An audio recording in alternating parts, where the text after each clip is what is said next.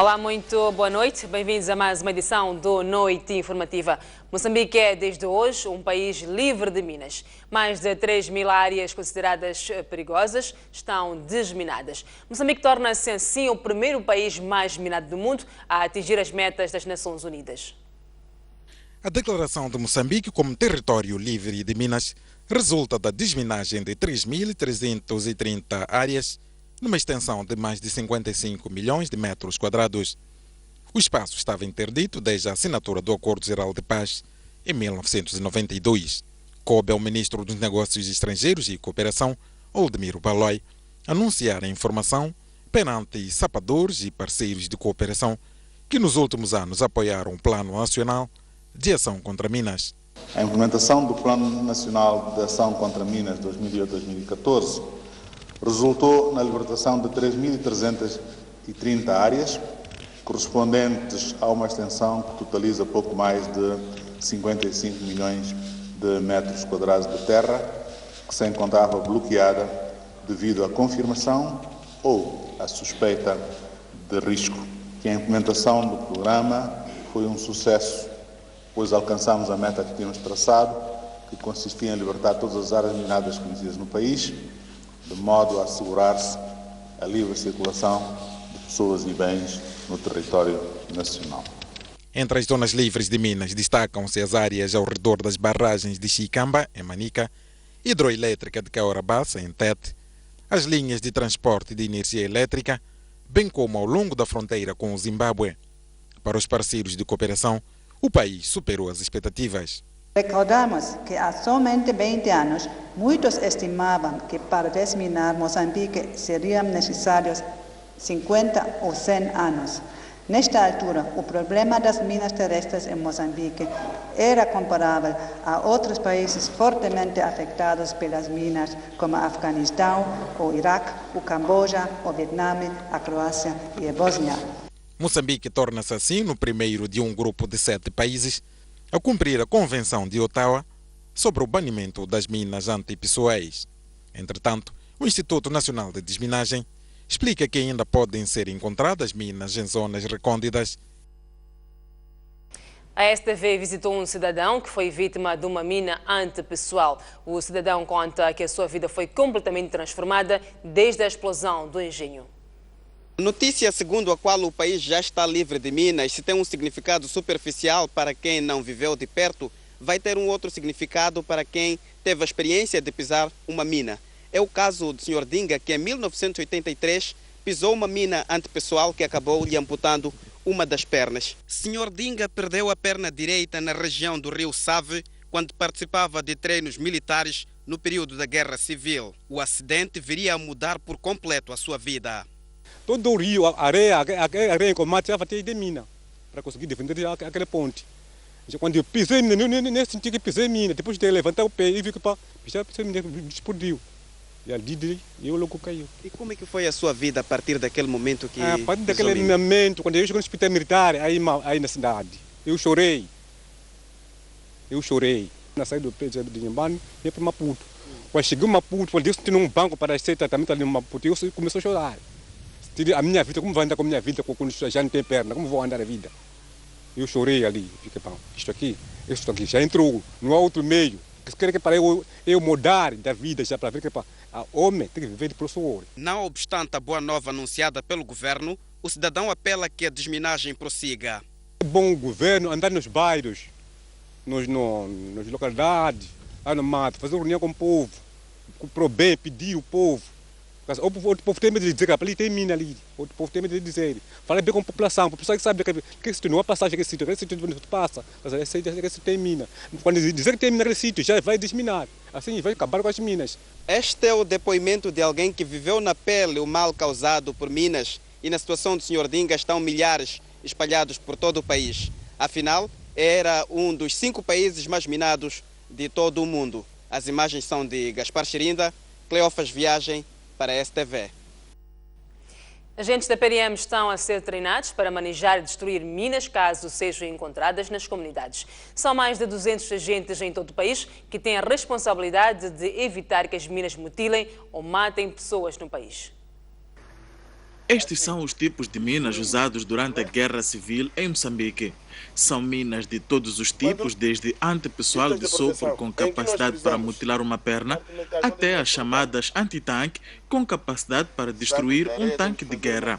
Estes são, na verdade, exemplares para um treinamento envolvendo agentes da PRM, mas não para a guerra, e sim para uma missão pacífica, onde aprendem a capacidade de destruição de cada uma destas minas, como lidar com elas e, finalmente, como destruí-las sem causar vítimas humanas. Estes agentes da PRM terão a responsabilidade de garantir a destruição de qualquer engenho explosivo deste género se encontrado nas comunidades. Mas, numa altura em que Moçambique deve ser declarado livre de minas, por que formar agentes da polícia para destruir minas? A declaração de minas no país surge em sequência daquilo que nós conhecemos. Portanto, nós disseminamos todas as áreas conhecidas. Não é? Portanto, acreditamos sim que poderão eventualmente aparecer casos isolados, não é? Que em locais onde não há população, possa eventualmente começar a surgir população no local. Então, esses são os casos em que a polícia será capacitada ou está a ser capacitada para lidar com elas. Para além da capacidade que eles estão a ter, nós vamos deixar cá material, não é, como suporte, não é, para eles darem continuidade às suas atividades de destruição de engenhos nas comunidades. A polícia garante que depois desta capacitação vai fazer de tudo para evitar acidentes nas comunidades, caso sejam encontrados engenhos explosivos. Julgamos que com esta formação vamos dar continuidade na medida em que será extinguida, portanto, esta comissão que estava ligada à destruição de engenhos explosivos, e havendo algum engenho explosivo que eventualmente tenha escapado da destruição dele, julgamos que a polícia vai dar continuidade a essas atividades, pondo assim a população da província de Inhambane na sua liberdade, na sua circulação na província de Inhambane. De 2008 a 2014 foram intervencionados mais de 40 milhões de hectares em todo o país e só no ano passado foram encontrados perto de 50 mil minas na fronteira entre Moçambique e Zimbábue e a linha Beira 1, que parte de Mavuzi, em Manica, até a cidade da Beira, na província de Sofala. Moçambique cumpriu apenas metade das recomendações das Nações Unidas sobre direitos humanos para o período 2011-2016. O país registrou avanços nos últimos 4 anos, mas não conseguiu fazer reformas em leis que violam os direitos do homem. As últimas recomendações sobre o cumprimento dos direitos humanos em Moçambique datam de 2011 e estabeleciam, entre outras mudanças, a reforma de leis que violam os direitos do homem.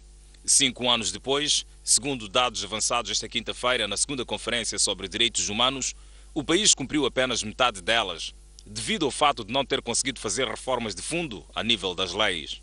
Das recomendações que resultaram da avaliação de 2011, nós estamos ainda por aí sem muito rigor na metade das recomendações. Exatamente porque as outras recomendações, muitas delas exigem a tomada de medidas legislativas de longo prazo para que os direitos humanos sejam uma realidade. É por isso que ainda o governo está em processo de adoção dessas medidas a longo prazo, como, por exemplo, a mudança legislativa, a reforma de leis que entram em contradição com alguns direitos humanos e por aí adiante, que não é de um dia para o outro.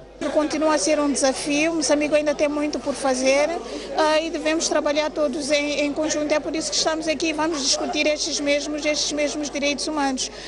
E tendo em conta que atualmente o próprio direito, a própria democracia, o direito à paz, que é um direito coletivo e sem ele todos os direitos são postos em causa, devemos discutir muito e ter em conta este mesmo aspecto.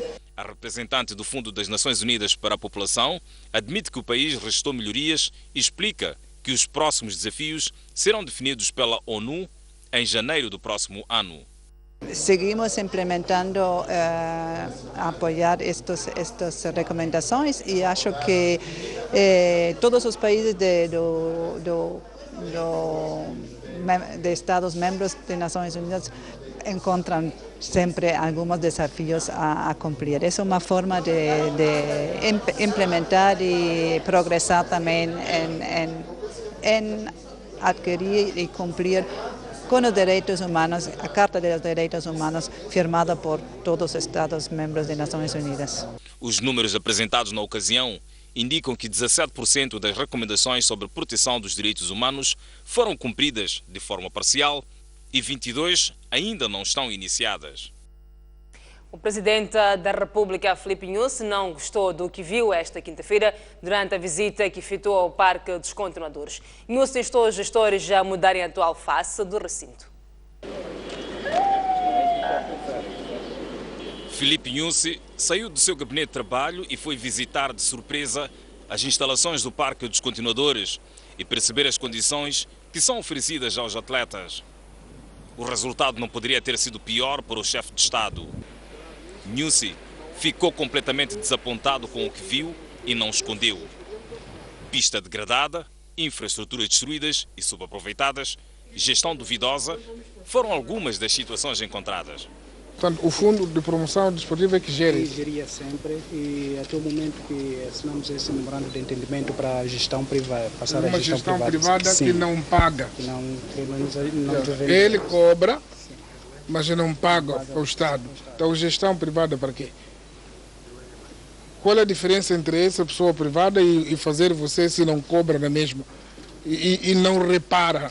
Ainda se a pista estivesse em condições para ser praticável, essa pista está avariada. E agora, qual é o fim disso? O fim disso, nós já tínhamos rescindido o contrato com a empresa Equipe, aguardávamos porque tratávamos... Eu não decido por vocês, não estou a dizer para rescindir o contrato. Qual é o fim disso? Eu quero a pista operacional, essa está avariada. Quanto mais visitava, mais indignado ficava e o repto não tardou em ser lançado. O chefe de Estado quer ver a viabilização da pista do Parque dos Continuadores. Não se pratica o atletismo, depois se alguém para gerir e aluga as infraestruturas, cobra dinheiro. E qual é o dinheiro que fica para o Estado, para o fundo? Sim, a receita inicial era essa de nos pagar mensalmente 100 mil meticais. E vocês pagam ele? Não, é pagar pela rentabilização das instalações. Então, essa é a receita que não está conseguindo já fazer. Não, mas ele arrenda a casa, se não consegue viver, não sai. Sim, mas já restringimos contrato. Está não tem sentido. Se você vive a sua casa, arrenda alguém para fazer escritório. Se ele não ganha dinheiro com aquilo, sai. O meu problema até nem é de dinheiro. O meu problema aqui é a inviabilização desta pista aqui. Por isso que conseguem ter ideia de fazer prédios, construir aquilo. Você começam a pensar mal. Nyusi considerou inaceitável que a única pista de raiz para a prática da modalidade não esteja a ser devidamente valorizada e usada para a produção de talentos. Não estamos contra a gestão privada, mas o que interessa é entregar alguém para depois estar avariado e ele estar a fazer cobrança e dizer que não é sustentável, por isso não consegue pagar rendas. Portanto, vínhamos só para perceber e queremos intervir. Intervir para que essa infraestrutura funcione, intervir para que essa infraestrutura seja bem gerida, intervir para que essa infraestrutura possa fabricar os atletas para Moçambique. A visita do Presidente da República está inserida no âmbito das novas dinâmicas que o estadista moçambicano vem incutindo na gestão da coisa pública, incluindo o desporto no país. O ministro da Juventude e Desportos promete para breve um parque dos continuadores com nova postura. Segundo Alberto Kutumula, a atual infraestrutura é uma vergonha para os praticantes da modalidade e não estimula o surgimento de bons atletas. Alberto Kutumula reagia assim depois da visita do Presidente da República àquele recinto de prática de atletismo. O ministro considerou inadmissível a situação infraestrutural do espaço e o modo como é feita a gestão, afirmando, por conseguinte, que a sua reabilitação é urgente. E a situação que encontramos aqui no Parque dos Continuadores não é boa. E daí que nós vamos agora trabalhar imediatamente para reverter e a primeira ação que nós vamos tomar será de reabilitar a pista de atletismo.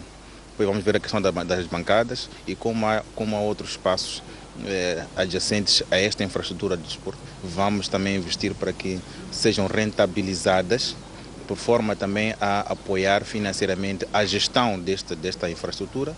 Para Chaficidade, presidente da Federação Moçambicana de Atletismo, as palavras de ordem deixadas pelo Presidente da República e as garantias dadas pelo Ministro da Juventude e Desportos representam uma vitória pela luta que o seu elenco vem travando para o resgate e valorização da modalidade no país. Só temos que agradecer este gesto do Presidente e não só do Ministério de Juventude e Esportes, que fez todo um esforço para que isto fosse uma realidade. E penso que o atletismo agora vai ter mais força e não só. E se estas realizações fossem a nível das províncias também, acho que seria de salutar. Os atuais gestores de alguns espaços anexos ao Parque dos Continuadores já foram convidados a rescindir contrato e abandonar o local. As obras, avaliadas em cerca de 13,5 milhões de meticais, deverão arrancar ainda este ano.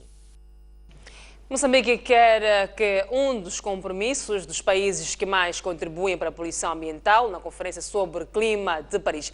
Mas mesmo antes desta notícia, o Presidente da República acreditou esta quinta-feira 10 novos embaixadores de vários países. Na ocasião, Filipe Nunes e os diplomatas manifestaram a necessidade de cooperação permanente. Recebidos com honras da banda militar, os embaixadores depois foram acreditados separadamente através da entrega das cartas ao chefe de Estado na Presidência da República. Trata-se de embaixadores da Guiné-Conakry, Burkina Faso, Croácia, Austrália, Jamaica, Bangladesh, Uruguai, Filipinas, Sérvia e França, sendo este o último único com residência na capital do país, enquanto os outros diplomatas estarão sediados em Pretória, na África do Sul. Depois da acreditação, o ministro dos Negócios Estrangeiros e Cooperação, Oldemiro Baloi, disse que nos encontros foi reiterada a necessidade de cooperação em diversas áreas. Foram saudadas as relações políticas que existem entre Moçambique e os diferentes países, abordadas algumas áreas de cooperação prioritárias, sendo que o aspecto mais relevante e de maior peso é o constante apelo ao crescimento de relações económicas via investimento, mas também via formação e desenvolvimento de infraestruturas. Ainda, segundo Baloi, um outro encontro deverá acontecer em breve entre os diplomatas acreditados esta quinta-feira com a contraparte moçambicana, com vista à discussão de estratégias de cooperação em áreas específicas. O que segue são ações de trabalho de modo a delinear de uma forma mais precisa as áreas de cooperação.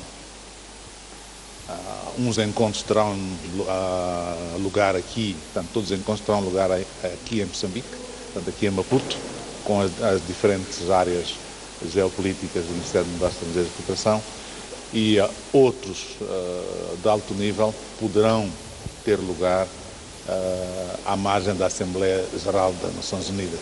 Este é o segundo grupo de embaixadores que o Presidente da República acredita em menos de 2 semanas. Moçambique quer um compromisso dos países que mais contribuem para a poluição ambiental na Conferência sobre Clima em Paris. O anúncio foi feito hoje por Celso Corrêa em mais um fórum de preparação de contribuição do país para o novo regime climático. Moçambique está a preparar a sua contribuição para o futuro regime climático, que será discutido na Conferência Internacional sobre Clima, a decorrer em dezembro na França. Há 2 semanas do término do período em que os países devem submeter as suas contribuições ao Secretariado da Convenção das Mudanças Climáticas, Maputo acolheu esta quinta-feira o último fórum que juntou quadros do governo, membros da sociedade civil, académicos e estudantes universitários. Na abertura do evento, o ministro da Terra, Ambiente e Desenvolvimento Rural disse que Moçambique vai a Paris dar o seu contributo baseado na realidade nacional. Tenho a certeza que todos nesta sala acompanharam os incidentes ou o evento extremo que o país viveu no início deste ano, que foi marcado por cheias, chuvas torrenciais que causaram cheias, causaram perda de vidas humanas, destruição de infraestruturas, escolas, hospitais, estradas. Hoje, quando projetamos o crescimento anual de Moçambique, temos que ter em conta o impacto destas calamidades que já viraram cíclicas e não sabemos a dimensão da onda que chegará amanhã nas nossas vidas. É com este sentido de responsabilidade que hoje Moçambique irá dar a sua contribuição e no estilo e no espírito que o governo tem desenvolvido a sua ação, o envolvimento de toda a sociedade, da sociedade civil, de todos os moçambicanos, é muito importante para este desafio que temos pela frente. Celso Correia lembrou que Moçambique é um dos países que menos polui e parte para a França na expectativa de ouvir o compromisso daqueles que mais contribuem para as mudanças climáticas. A nossa grande expectativa, não só de Moçambique, mas do continente, é nesta COP21 tentar ver qual é o grau de compromisso dos países que mais poluem neste novo acordo que vai ser assinado. Se é firme, se é teórico, ou se de facto o planeta todo vai assumir esse compromisso. O ministro defende o envolvimento de todos os cidadãos na luta por um ambiente saudável. Ele também criticava muito os municípios aqui presentes. Não limpam.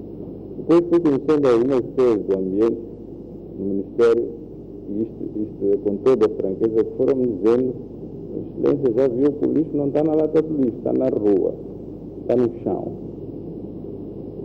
Então, significa que o primeiro conselho, sem querer fugir às responsabilidades autárquicas, nem do governo, de criar condições de gestão do lixo, mas acho que a mudança pode começar em nós. Como exemplo de comprometimento do governo com questões ambientais, Celso Correia anunciou que este sábado funcionários do Ministério da Terra, Ambiente e Desenvolvimento Rural vão liderar jornadas de limpeza nas principais cidades do país. Energias renováveis, reposição e reciclagem dos resíduos sólidos para mitigação do impacto das mudanças climáticas são algumas das contribuições que Moçambique quer levar a Paris. Esta posição foi defendida pelos oradores do primeiro painel. O primeiro painel do Fórum de Reflexão Moçambique, rumo à COP21 em Paris, discutiu a mitigação de gases de efeito de estufa e teve 4 oradores em representação de diferentes instituições. João Matlombe, do município de Maputo, disse que cerca de 80 mil viaturas entram diariamente na cidade de Maputo, situação que concorre para o aumento de poluição ambiental. É por isso a solução de recorrer sempre à expansão de estradas para resolver o problema tem sido uma solução pouco eficaz que aumenta mais a necessidade de aquisição de meios. E como contributo, o município de Maputo concebeu e está neste momento na fase de implementação do projeto do BRT. O conceito de BRT significa transporte rápido de alta capacidade, que funciona com as mesmas características que o metro. Em representação do Fundo Nacional de Energia, Isalina Dimani defendeu que as energias renováveis podem servir como alternativa para uma vida saudável. Está prevista a instalação de centrais fotovoltaicas, significa disseminar cada vez mais o uso das energias renováveis, principalmente o recurso solar, a nível das comunidades, através da construção de centrais fotovoltaicas para permitir um maior acesso de energia às comunidades. Já Carlos Seventin, do Ministério da Terra, Ambiente e Desenvolvimento Rural, defendeu a reciclagem de resíduos sólidos para a produção de energia limpa. O próprio Fundo do Ambiente, em cooperação com a Enviroserve, está a levar a cabo a instalação de uma unidade de pitagem que vai utilizar os resíduos que são gerados pela Mosal como matéria-prima para a produção de cimento.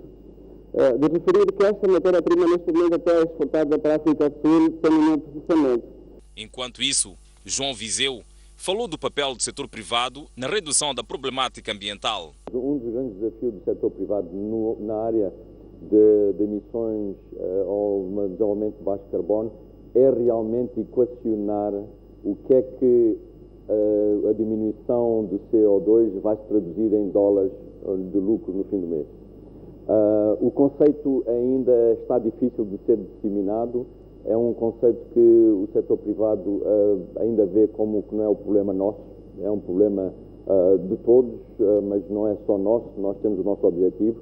Mas já existe, de certa maneira, e com a nossa experiência, 80% das 30 empresas que nós trabalhamos foi na área turística. Além dessas contribuições, os oradores foram unânimes em afirmar que uma vida saudável depende do envolvimento de todos os cidadãos. O segundo painel defende que há políticas que podem ser desenvolvidas de forma integrada para conter a vulnerabilidade do país, face às mudanças climáticas, em particular as cheias, que têm assolado ciclicamente o país.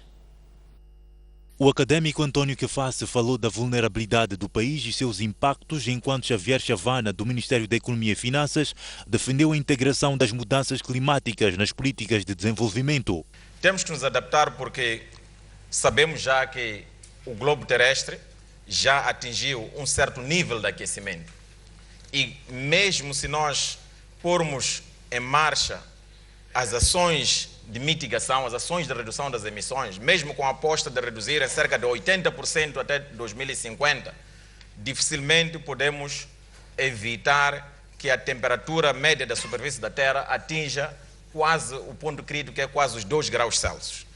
Algumas consequências notadas, indo logo para o caso de Moçambique, pelos estudos que fomos realizando nos últimos anos, aponta que a magnitude e possivelmente a frequência de alguns eventos extremos, tais como cheias e ciclones, poderão agravar-se.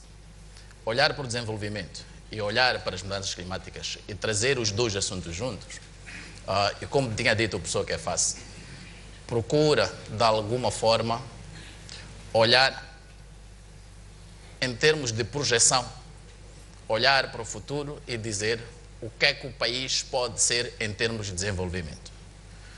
E depois, olhando para esta perspectiva de desenvolvimento, começamos a dizer, com base no que nós já tivemos como experiências do passado, sobre os impactos já observados sobre mudanças climáticas, podemos estar a falar da seca, podemos estar a falar dos ciclones, podemos estar a falar de cheias. O que é que nós podemos esperar que seja o impacto negativo se de facto os fenómenos do passado se registarem lá pela frente? Já Emília Tembe, da Administração Nacional de Estradas, disse que o país não tem estradas com estrutura para resistir às cheias. Enquanto isso, Telma Manjate, do Ministério da Terra, Ambiente e Desenvolvimento Rural, disse que o governo já tem um plano estratégico para reduzir a vulnerabilidade das infraestruturas, em particular estradas. Nós sabemos que a nossa rede de estradas é composta por 30 mil quilómetros de estradas classificadas, das quais temos 23% de estradas pavimentadas e 77% não pavimentadas. Isto já mostra a vulnerabilidade que temos no setor de estradas. E identificamos algumas ações. Temos ações na área de gestão de riscos, que se pretende reduzir o risco climático através do fortalecimento do sistema de aviso prévio e da capacidade de preparação e de resposta climática. Temos também ações na área dos recursos hídricos, porque em algum momento nós temos muita água que chega a matar e a destruir, e logo a seguir não temos água. Então temos uma ação que é melhorar a capacidade de gestão integrada dos recursos hídricos, incluindo o desenvolvimento de infraestruturas hidráulicas resilientes às mudanças climáticas. O investimento em infraestruturas com resiliência é uma das saídas apontadas para mitigar a vulnerabilidade de obras públicas. O Conselho Municipal da Beira e os Caminhos de Ferro de Moçambique estão de mãos dadas no CHVEV, numa conferência internacional de doadores que decorre entre hoje e amanhã naquela urbe, com vista a melhorar a qualidade de vida humana, procurando assegurar que os beirenses estejam livres de acidentes naturais e doenças endémicas. Milhares dos mais de 600 mil habitantes da cidade da Beira são vulneráveis a inundações e doenças endémicas devido à ocupação desordenada dos espaços e superlotação da urbe, concebida há mais de 100 anos para cerca de 30 mil habitantes. A urbe foi grandemente impulsionada com a existência do Porto da Beira. Este crescimento não foi devidamente acompanhado com o desenvolvimento de infraestruturas básicas, com destaque para o saneamento do meio, habitacionais, educacionais, entre outras, fato que põe em causa a vida humana. Assim, o Conselho Municipal da Beira e os Caminhos de Ferro de Moçambique traçaram um plano diretor onde um dos objetivos principais é assegurar a proteção da urbe contra as ameaças ambientais, ocupação irregular do espaço, entre outras dificuldades. O plano diretor é esta Conferência Internacional de Doadores que visa angariar fundos para materializar as ideias. O Conselho Municipal entende perfeitamente de que o Porto faz parte um pouco com a cidade e, naturalmente, dentro desse processo de solicitação de parceiros para investimento, temos também que nos aplicar em outras áreas para não apenas nos fixarmos numa única posição. Portanto, a ideia base é integração, porto, cidade, para conjunto, encontrarmos o desenvolvimento sustentável e, naturalmente, contribuir para a economia do país. O Conselho Municipal da Beira espera que com esta Conferência Internacional de Doadores esteja lançada a semente para a participação de todos no processo de crescimento sustentável da economia do país e das respostas às necessidades humanas. Queremos melhorar a qualidade da vida humana e assegurar a nossa população que esteja livre de acidentes naturais. Sabido que a Beira é a cidade costeira mais vulnerável de Moçambique, daí ser tempo para agirmos. Para tal, encontraremos neste percurso desafios como o do crescimento populacional, variação do nível do mar, as mudanças climáticas e, naturalmente, limitações de recursos, entre outros. Esta conferência conta com a participação de empresários nacionais, estrangeiros, com destaque sul-africanos, holandeses e da Alemanha, e ainda representantes de diversos bancos nacionais e estrangeiros. A Conferência Internacional dos Doadores representa para os caminhos de ferro de Moçambique uma grande oportunidade de negócios que contribuirão no desenvolvimento do corredor logístico, considerado uma porta de saída e de entrada de produtos, não só para Moçambique, assim como para os países da Interland. Sabemos que Beira tem um potencial e precisamos de trazer novamente na primeira página esse potencial. Vou dar um simples exemplo. Sabemos que o corredor de Machipanda, por exemplo, é um corredor que tinha uma certa capacidade. Neste momento, esta capacidade está confinada. Precisamos de voltar a colocar a capacidade para permitir não só o escoamento de produtos nacionais, assim como produtos do Interland. A Holanda, uma das maiores parceiras do Conselho Municipal da Beira e dos Caminhos de Ferro de Moçambique na Conferência de Investimento, garantiu que está disponível para financiar iniciativas que visem a adoção de uma estratégia de partilha de infraestruturas que garantam um crescimento sustentável do país. Almost 40 years of bilateral cooperation between Mozambique and the Netherlands. Estamos disponíveis a dar todo o apoio necessário ao plano diretor do Conselho Municipal da Beira, em parceria com o Porto da Beira. Acredito que nos debates que se seguirão serão encontrados os melhores caminhos para melhorar o nível de vida da população de Chaurube e nós faremos tudo o que estiver ao nosso alcance para junto alcançarmos este desejo. A governadora de Sofala, que procedeu à abertura desta conferência de doadores, reconheceu a importância da mesma na contribuição para a criação de condições visando a adoção de uma estratégia de partilha de infraestruturas e lembrou que tudo está dependente da paz. O sucesso da implantação dos projetos de investimento no país requer um ambiente de paz. A paz que o nosso país vive nos últimos 20 anos estimulou o desenvolvimento da atividade econômica e social, permitindo a consolidação de esforços do nosso governo e de todos nós na melhoria das condições da vida dos moçambicanos. Por isso, o governo encoraja o prosseguimento do diálogo, porque só assim podemos resolver as nossas diferenças. O economista principal do Banco Mundial em Moçambique, Júlio Revila, defende que o investimento no Imatum devia ser feito por empresas privadas, por este não beneficiar grande parte da população. O economista diz que o governo podia muito bem usar o dinheiro para investir em estradas que beneficiam diretamente a população.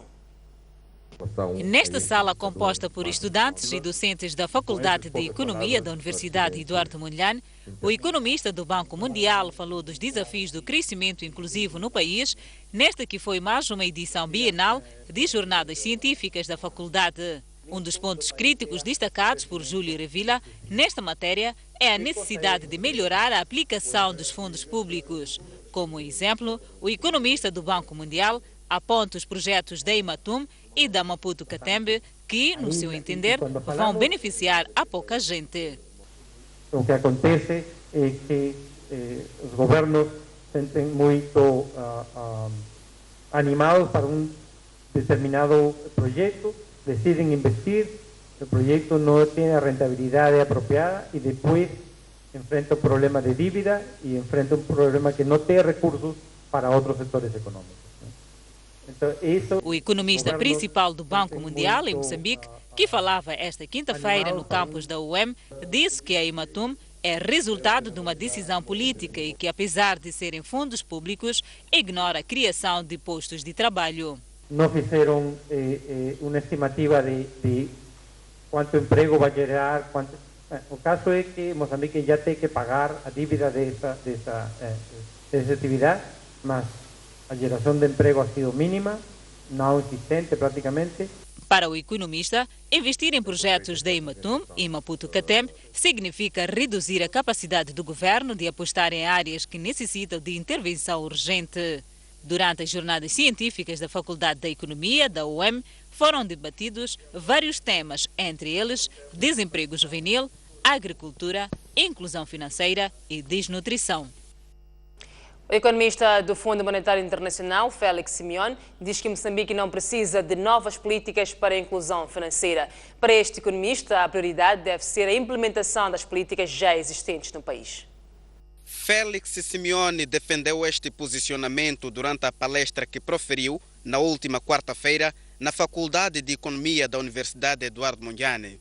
Para o economista, o índice de inclusão financeira em Moçambique tem assimetrias dramáticas, visto que em Maputo temos um nível de acesso muito elevado comparativamente às outras províncias, com particular destaque para Niassa. Temos um índice de inclusão financeira que claramente mostra um aumento, mas um aumento que também por trás traz assimetrias dramáticas, não é? Com Maputo, com, digamos, níveis de acesso muito elevados versus Niassa ou qualquer uma outra província ou distrito com níveis de acesso bastante limitados. Assim, para o economista, o desafio é a implementação de políticas de inclusão financeira que já existem. Mas há muito caminho pela frente e parte de percorrer esse caminho irá envolver implementar políticas efetivas para resolver o problema, como por exemplo uma política de inclusão financeira que sei que o Banco de Moçambique tem estado a trabalhar nela recentemente. No seu entender, a questão da inclusão financeira não é resolvida somente pelo setor financeiro, mas também por outros setores da economia. A ilha de Moçambique celebra hoje 197 anos da sua elevação à categoria de cidade, ainda com muitos desafios pela frente, segundo o edil local. Para brilhantar a festa dos 197 anos da elevação à ilha de Moçambique, aquela que foi em tempos a primeira capital do país, a categoria de cidade, o Conselho Municipal Local programou, entre vários eventos, atividades culturais e recreativas, numa altura que a ilha ressente-se atualmente da falta de água potável e provisão dos serviços básicos, para além do desemprego que afeta grande parte da população local, que vem-se obrigada a recorrer a atividades pesqueiras para sua sobrevivência. Para Abdul Rahman Amur Jimba, o edil local, a existência até aqui dos escombros e ruínas em vários pontos da urbe retira a beleza arquitetônica da ilha de Moçambique, declarada em 2005 Patrimônio Mundial da Humanidade pela Unesco. Não diríamos que a nossa ilha está velha, mas nós estamos já a rejuvenescer. Queremos tornar ela a ilha mais nova, mais jovem, como são os líderes desta ilha, que são os jovens.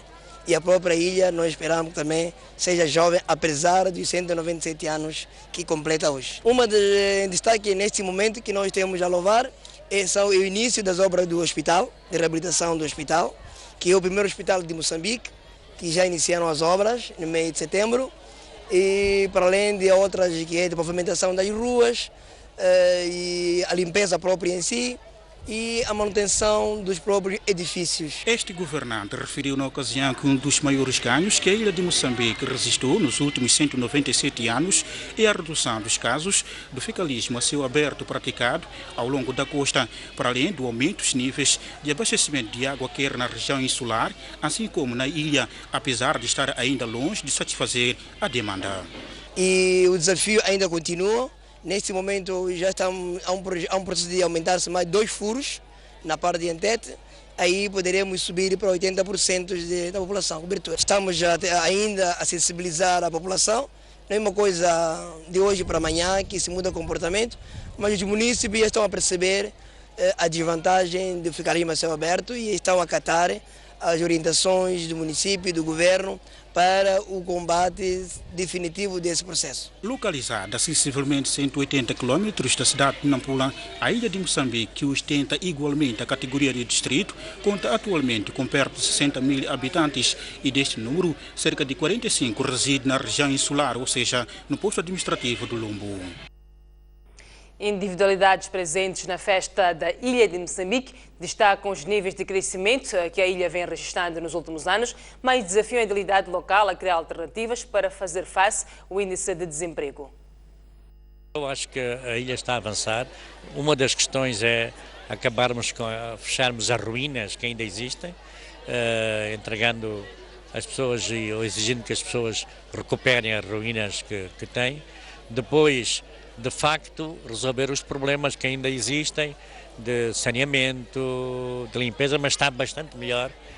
De uma forma geral, hoje temos estrada boa, temos acesso à água, eletricidade também, mais ou menos.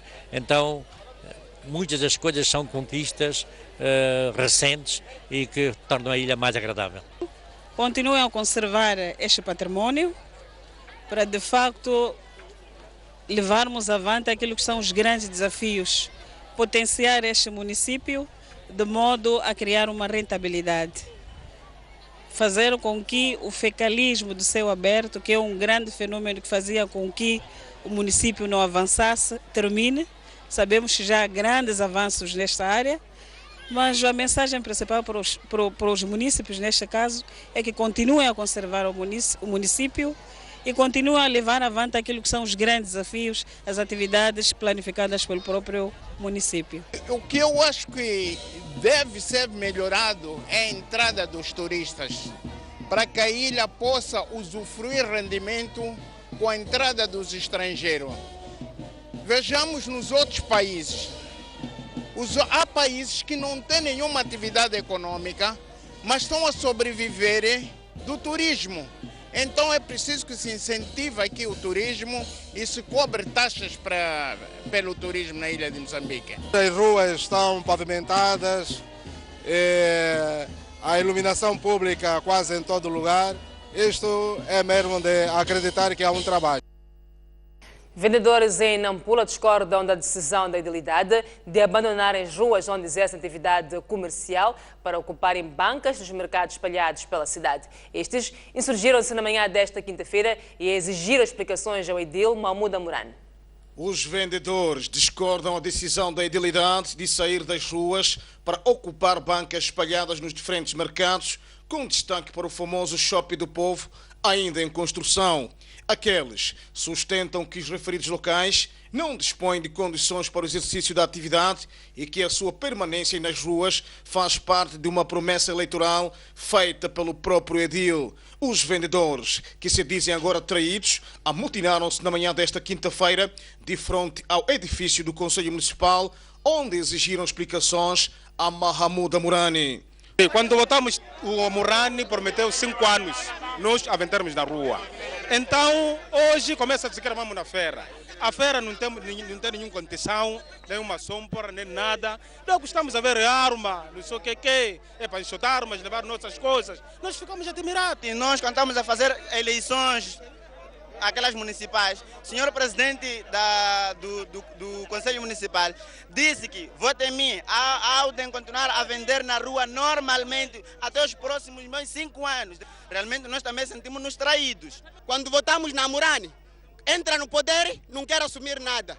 Mahmoud Amurane, que admitiu ter prometido manter os vendedores nas ruas, a quando da sua campanha eleitoral, referiu ter tomado aquela posição por falta de condições, uma situação que, aliás, pretende agora inverter, oferecendo-os segurança e comodidade.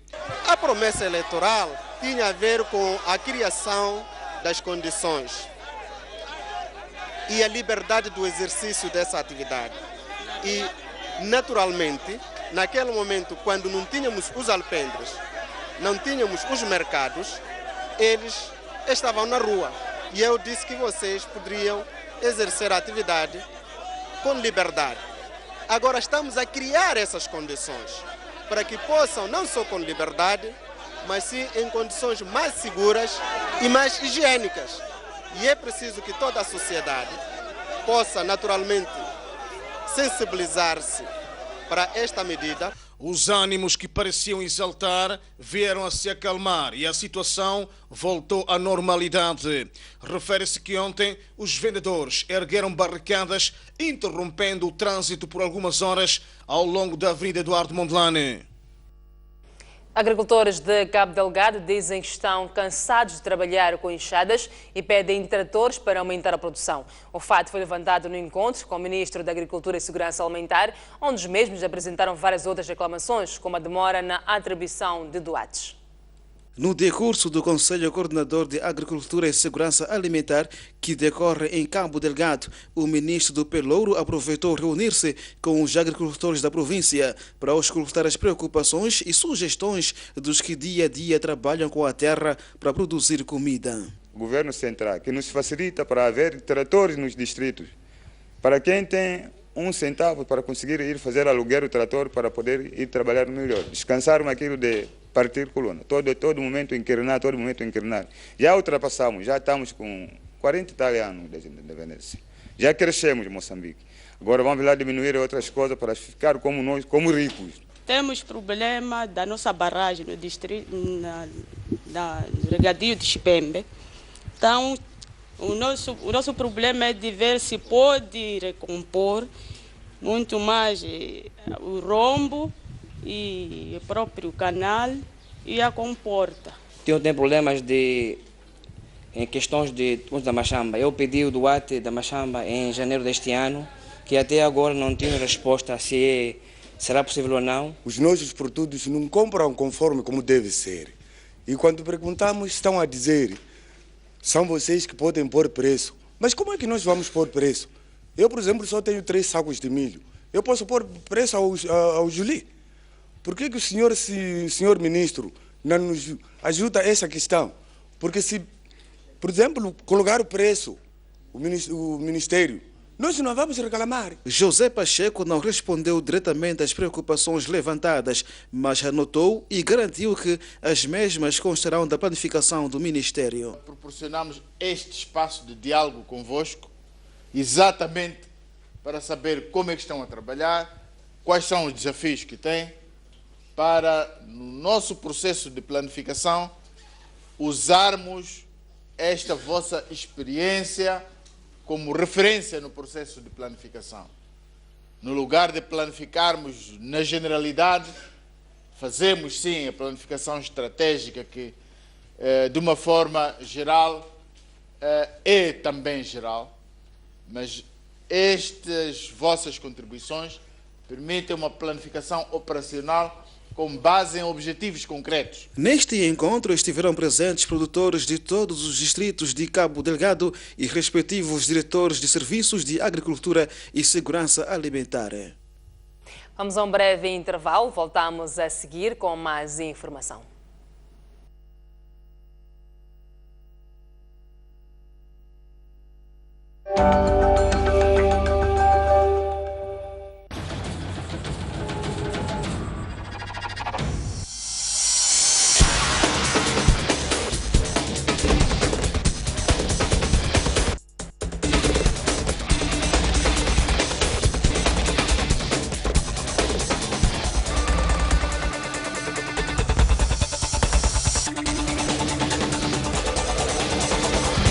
STV também é desporto.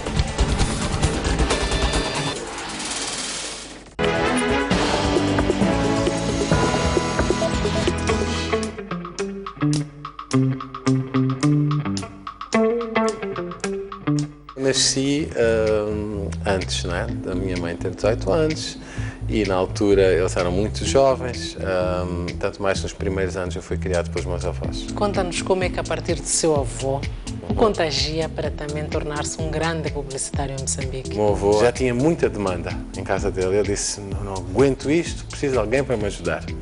E eu naquele momento disse assim, eu vou ser essa pessoa. Em 94 foi quando se dá as primeiras eleições. Foi nessa altura que eu fiz talvez o spot que marcou o início da minha carreira, que foi o spot do Curandeiro. O país precisa de ajuda e a comunicação social é tão importante em muitos valores.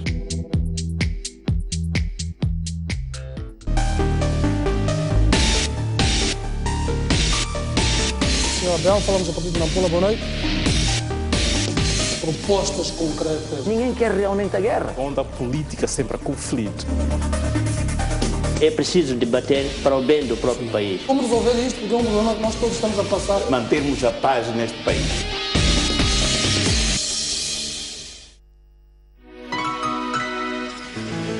Moçambique é um país com um vasto repertório artístico e cultural. Para o promover, o programa Artes e Letras traz bons argumentos para esta viagem semanal.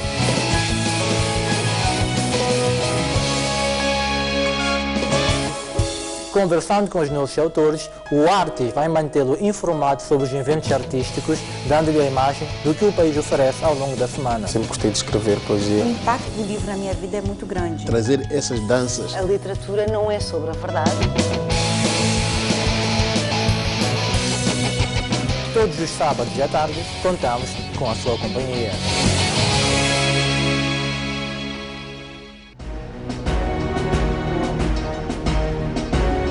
Sempre tivemos sonhos. O sonho de criar. O sonho de inovar. O sonho de informar. O sonho de entreter. O sonho de evolução tecnológica.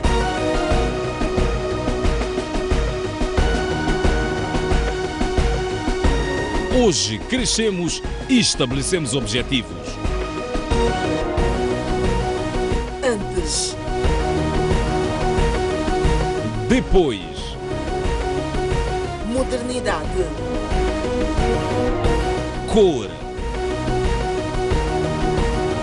Alegria. Somos líderes porque temos uma história de trabalho e superação.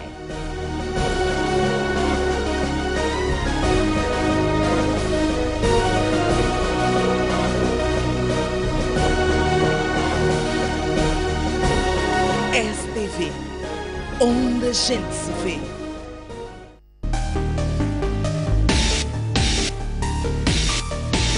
Senhor Abel, falamos a partir de Nampula, boa noite. Propostas concretas. Ninguém quer realmente a guerra. Onde a política sempre há conflito. É preciso debater para o bem do próprio país. Como resolver isto? Porque é um problema que nós todos estamos a passar. Mantermos a paz neste país.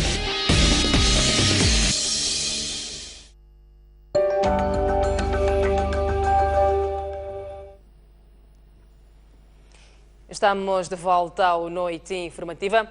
A Guarda Presidencial de Burkina Faso fez de refém o presidente interino Michael Kafando e o primeiro-ministro Isaac Zida quando falta um mês para a realização das eleições presidenciais. Menos de 30 dias das eleições presidenciais no Burkina Faso, o presidente interino Michel Kafando e o primeiro-ministro Isaac Zida foram feitos reféns pela Guarda Presidencial em Ouagadougou, capital e maior cidade do Burkina Faso. Os dois governantes foram levados para um campo militar da capital, de acordo com os meios de comunicação social locais. A crise vem desde o ano de 2014, quando uma revolta popular obrigou o ex-presidente Blaise Compaoré a demitir-se. Compaoré e os seus seguidores não podem concorrer às eleições e a Guarda Presidencial, que era leal ao ex-presidente, estavam prestes a ser dissolvidos pelo atual primeiro-ministro. As eleições em Burkina Faso estão marcadas para 11 de outubro. Um violento sismo de magnitude 8.3 na escala de Richter atingiu Chile. Várias cidades costeiras foram evacuadas. Alertas de tsunami foram lançados tanto em Chile como nos países vizinhos. O violento sismo que atingiu o Chile na noite desta quinta-feira foi sentido em Buenos Aires, na Argentina, do outro lado da América do Sul. Alertas de tsunami foram lançadas para a costa chilena, mas também para o Peru, Equador e o Havaí. O abalo, com magnitude 8,3 na escala de Richter, teve epicentro no mar, 36 quilômetros a oeste de Canela Baja, uma cidade a cerca de 300 quilômetros a norte de Santiago, segundo informou o Serviço Geológico dos Estados Unidos. Segundo as informações disponíveis, morreram 5 pessoas vítimas do sismo e foram registrados danos materiais ainda não quantificados. Ainda como consequência do evento, milhares de habitações ficaram privadas de energia elétrica. A presidente do Chile, Michelle Bachelet, deslocou-se às zonas mais afetadas pelo sismo para se inteirar da situação. Informações disponíveis indicam ainda que várias localidades costeiras foram evacuadas na sequência do alerta de maremoto. Dezenas de imigrantes conseguiram entrar de forma forçada na Hungria durante incidentes com a polícia junto à fronteira com a Sérvia. Segundo a imprensa internacional, os imigrantes conseguiram arrancar as grades montadas nas vias de acesso à Hungria e passar pelas filas de polícia, depois dos confrontos registados entre os imigrantes e a polícia. Os incidentes começaram quando um grupo de imigrantes se tornou agressivo e lançou pedras, garrafas e paus contra a polícia que se encontrava no território húngaro, conforme avança a polícia. Jornalistas no local testemunharam o lançamento de objetos contra a polícia, que respondeu com canhões de água e gás lacrimogéneo. Segundo o governo húngaro, 20 polícias ficaram feridos nos incidentes e, segundo vários jornalistas presentes no local, alguns imigrantes, incluindo pelo menos 2 crianças, foram assistidos do lado sérvio devido ao efeito do gás lacrimogéneo. No local estavam cerca de 500 imigrantes, dos quais cerca de 300 participaram da confusão. Gritando liberdade, liberdade, alguns imigrantes arrancaram pedras dos passeios para lançar e outros fizeram 2 grandes fogueiras com roupas e pedaços de madeira, as quais produziram grossas colunas de fumo negro. Estes foram os primeiros incidentes do género desde que a Hungria encerrou a fronteira na segunda-feira. Já estão conhecidos os representantes da província de Nampula na Gala Regional Norte do concurso Vodacom Turma Tudo Bom. A escola secundária de Tecane nas Olimpíadas Académicas, Bem-vinda Jaime num canto e o grupo Ipanema Dance na dança foram selecionados para a fase a seguir, a realizar-se em novembro. De Niassa, Nampula acolheu a fase provincial de apuramento referente à 4ª edição do programa Vodacom Turma Tudo Bom. 5 escolas da cidade participaram neste evento, onde a escola secundária de Tecane, nas Olimpíadas Académicas, Bem-vinda Jaime, também de Tecane no canto e na categoria de dança. O grupo Ipanema Dance de Muatala foram selecionados e transitaram para a Gala Regional Norte. O público presente na escola secundária de Nampula, palco do evento, vibrou.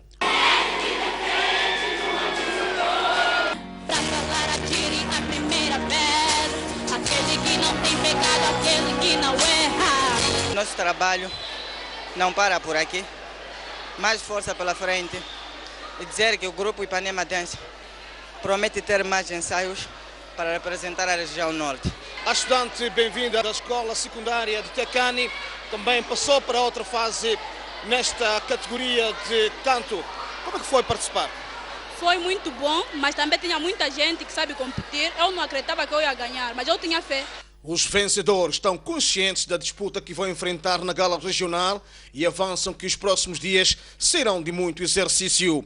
Entretanto, apelam os que não tiveram êxitos nesta fase a não desistirem. Não desistem. O grupo Ipanema Dance não está a iniciar, chegar nesta fase. Chumbou muitas vezes, quase 2 anos, mas sem desistir. Alguém que tem sonho na cabeça ou na mente, faça a força de realizá-la. Não deixe alguém vir distrair. Faça o seu trabalho, porque tu, se para, vai deixar aqueles que gostam de ti. Não desistam de acreditar nos sonhos deles, que sempre haverá uma oportunidade. O evento segue nos próximos dias para a vizinha província de Cabo Delgado, onde serão postos à prova, igualmente, os conhecimentos dos jovens estudantes. Refere-se que a Gala Regional Norte realiza-se em novembro na cidade de Nampula. O organizador e o júri faz uma avaliação positiva e consideram que nesta fase a província de Nampula exibiu muitos talentos que poderão representar melhor a província na Gala Regional Norte. Estes apelam aos concorrentes que transitaram a fase seguinte a muita dedicação e empenho.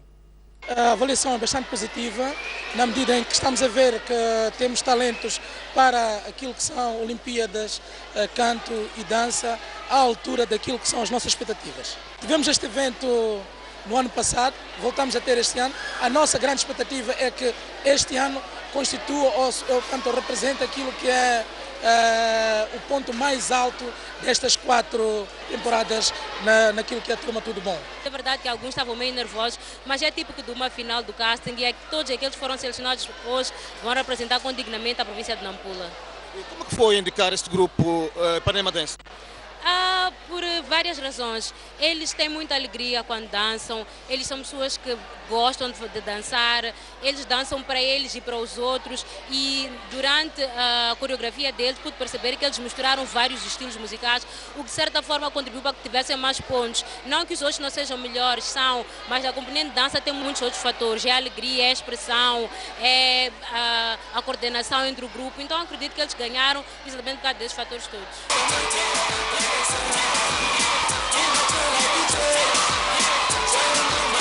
E assim, num ambiente de muita euforia e alegria, termina a fase do apuramento provincial do concurso Vodacom Turma Tudo Bom ao nível da província de Nampula. As imagens são de Ivo Oliveira, Jamar Ramadani, STV, Nampula. O grupo Majes Coral prepara um espetáculo de canto bailado intitulado Livaningo. Este concerto a acontecer amanhã no Centro Cultural Moçambique-Alemanha é um apelo à paz e amor ao próximo.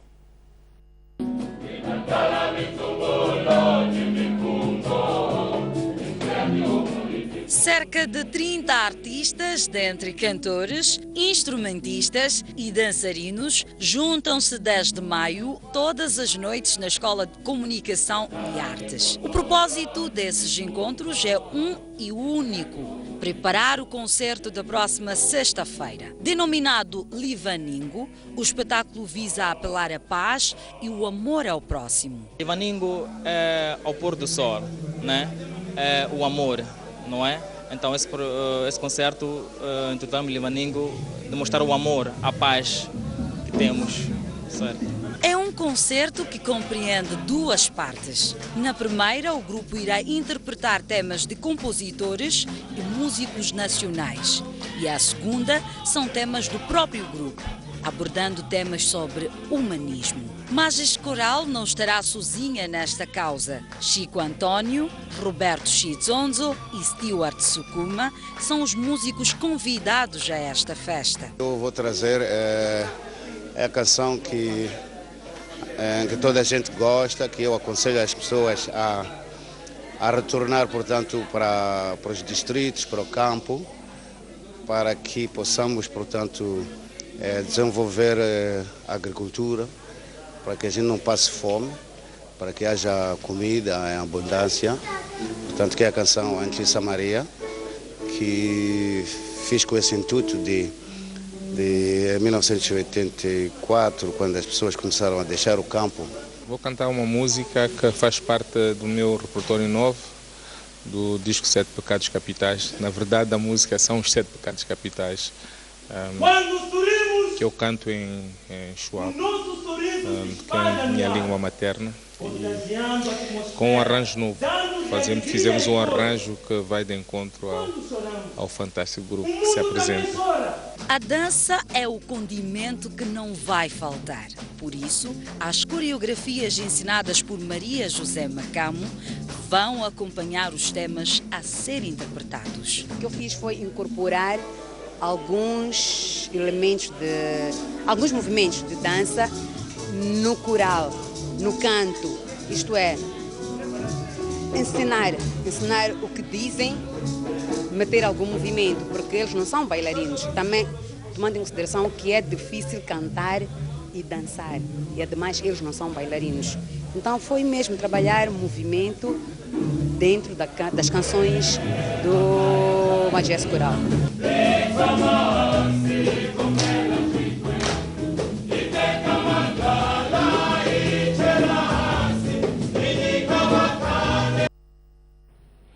Moçambique é desde hoje um país livre de minas. Mais de 3.000 áreas consideradas perigosas estão desminadas. Moçambique torna-se assim o primeiro país mais minado do mundo,